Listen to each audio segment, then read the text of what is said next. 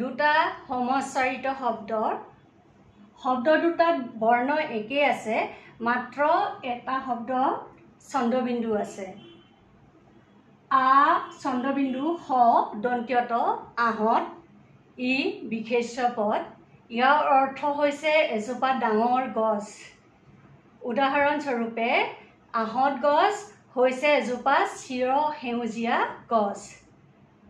আনহাতে আ হ দন্ত্যত, ইয়াৰ উচ্চাৰণটো অকণমান বেলেগ হয়, আহত। এই শব্দটো হৈছে বিশেষণ। ইয়াৰ অৰ্থ হৈছে আঘাত পোৱা। আঘাত পাই কিন্তু মৃত্যু পৰ্যন্ত নাযায়, সেই অৰ্থতে আহত শব্দটো প্ৰয়োগ হয়।